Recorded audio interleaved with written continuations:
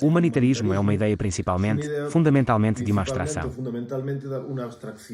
O problema com abstrações como amar a humanidade é que é muito fácil amar a humanidade porque a humanidade não tem que conviver com ela. Enquanto você menospreza e maltrata seu vizinho de verdade. Ali está ele, ou seja, quando você vê uma pessoa, seu próximo, o próximo que não é a humanidade assim em geral.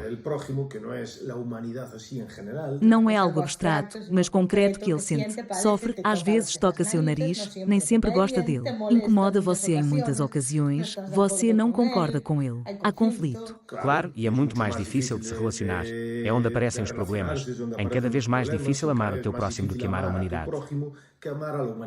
Amar a humanidade é a coisa mais fácil do mundo porque você não tem. A humanidade nunca vem tocar-te os narizes, ninguém nunca te põe a música alta, nunca te leva ao contrário. A humanidade é uma coisa tão genérica.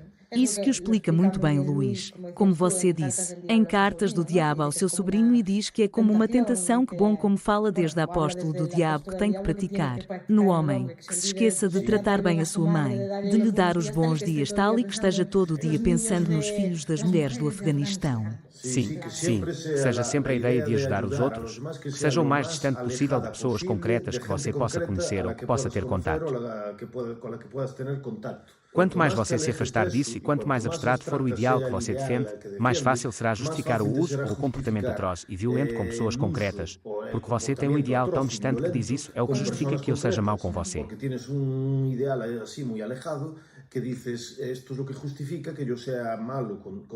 Então, por exemplo, há também um livro de Dickens no qual ele fala de uma senhora que também tem esses objetivos humanitários e é filantrópica. Então ele envia dinheiro para países do terceiro mundo, mas oprime os membros de sua família e os trata com desprezo e os provoca e não os dá.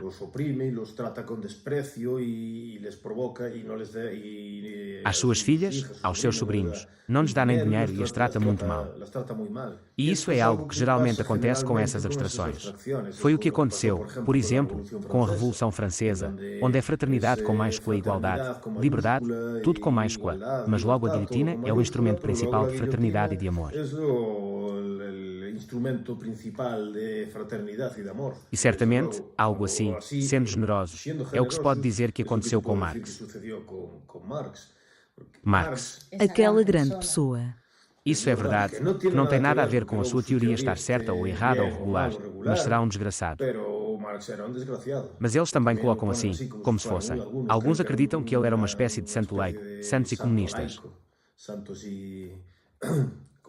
E não, vamos fazer uma revisão. Não, era uma pessoa desprezível. O primeiro foi um bêbado, um vagabundo, ele era um bêbado. Ele teve uma filha com a empregada, que logo a tiveram assim como de filha legítima.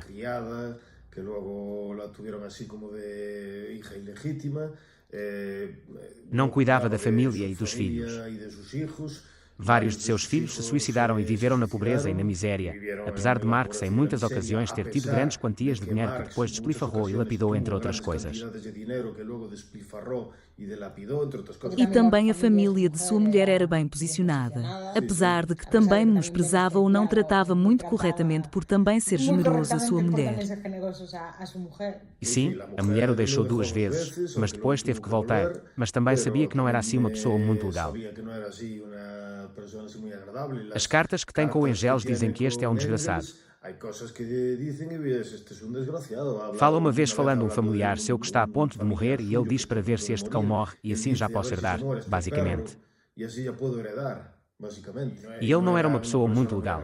Bakunin dizia, por exemplo, dele que exigia adoração completa e se não o adoravas assim completamente como se fosse um deus, pois então pelo menos tinhas que temê-lo. Tinhas que ter medo dele e se não o tinhas medo então pois ia-te odiar toda a sua vida e que ia ter continuamente te colocaria na lista negra como o principal inimigo, como um inimigo a destruir e a bater.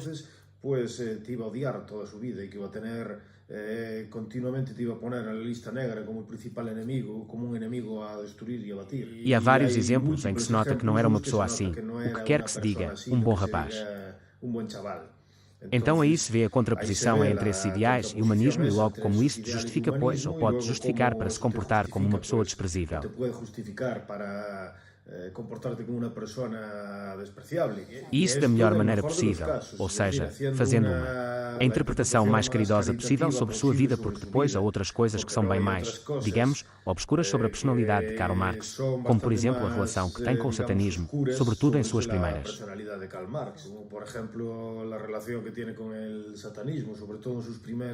Quando eu era mais jovem, que é um livro mesmo de Richard Gambran, que é Marx e Satanás, em que ele fala sobre tais questões e fala, por exemplo, em relação aos poemas de Marx.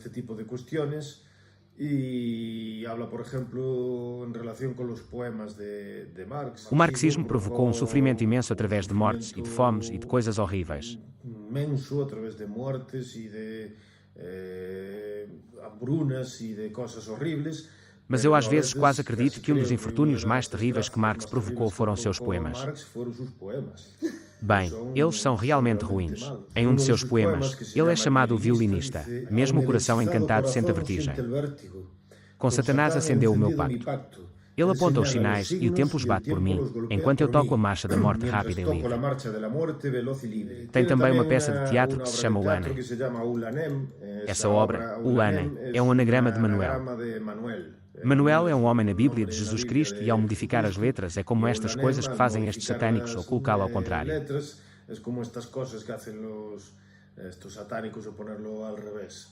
Então esse poema também tem conotações satânicas e também condena a população. Toda a população à condenação. Bem, ele os manda para o inferno basicamente.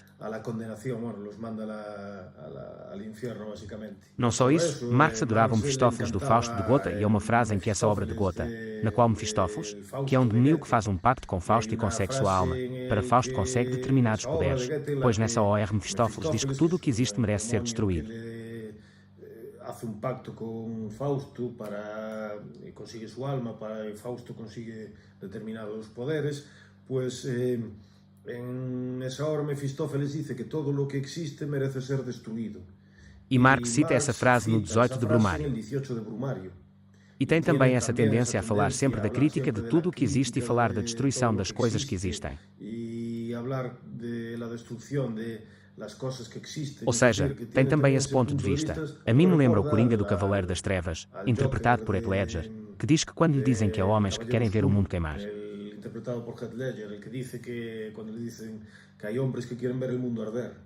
pois durante uma época de sua vida, pelo menos, sua época de juventude, Marx era um desses homens que queria ver o mundo arder. Não só isso, falava abertamente do ódio que sentia pela figura de Deus. Em alguns poemas dizia isso sim, que queria vingar-se, que seu objetivo era vingar-se de Deus e que às vezes sentia isso, queria sentir-se como se ele fosse o Criador, embora depois estivesse ressentido porque ele não podia criar nenhum mundo. O que é uma curiosidade, não é? Mas também é uma curiosidade mais curiosa quando você pensa que vem da pessoa que criou a teoria que mais milhões de mortes trouxe. Na história? Não é assim, bem. Pelo menos levanta certas suspeitas sobre os motivos humanitários que Marx tinha. E então, finalmente, outra coisa que pode ser dito é também que, mesmo que falemos sobre, reconheçamos, ignoremos tudo isto e falemos, vamos ver como seriam as consequências últimas desse ideal de Marx. Rothbard, por exemplo, no segundo volume 2 da História do Pensamento Econômico diz que mesmo nenhuma das atrocidades cometidas pelos regimes comunistas existentes se poderia aproximar das consequências finais do ideal previsto por Marx, porque, entre outras coisas, primeiro através da eliminação da divisão do trabalho e da especialização, não só já da propriedade privada, mas também porque se levaria primeiro à miséria absoluta da população e às mortes sistemáticas da população mundial. Fosse a nível mundial. Pero también pues se llevaría primero a la miseria absoluta de la población y a las muertes sistemáticas de la población mundial, si fuese a nivel mundial.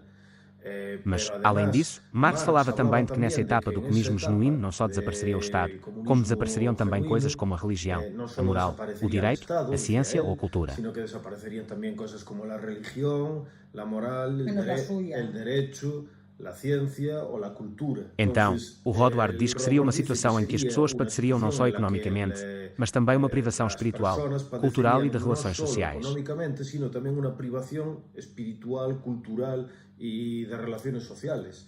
E que o único regime que se aproximou do que seria, por exemplo, o Camboja de Pol Pot. Marx proponía seria, por exemplo, a Camboja de Pol Pot. Pacífica. Onde se tentou fazer outro dos ideais que tinham tanto Marx como Engels, que era, por exemplo, a dissolução da contradição entre o campo e a cidade. E aqui Pol Pot fez isso da maneira mais difícil, como os comunistas, através da violência, forçando toda a população da capital de Phnom Penh a ir morar no campo. Ao mesmo tempo eliminou o dinheiro e a propriedade privada, de tal forma que não só não havia propriedade privada, como não havia possibilidade de trocas indiretas e a população tinha que viver à custa do que lhe oferecia o governo.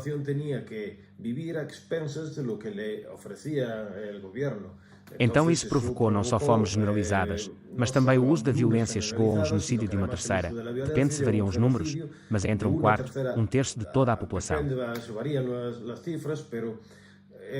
Entre uma quarta parte ou uma terceira parte de toda a população. O que coloca Pol Pot como o número 1 dos genocidas da história. Ou seja, basicamente o que podemos dizer como conclusão é que as características sobre esse ideal humanitário glorioso e bom é o inferno, é a expressão do inferno. São bastante suspeitas. Ideal humanitário, eu não sei, eu diria ao contrário, não? Eu acho que ele se daria bem com Thanos ou assim. Que se entenderiam nessas ideias de bem que os dois tinham.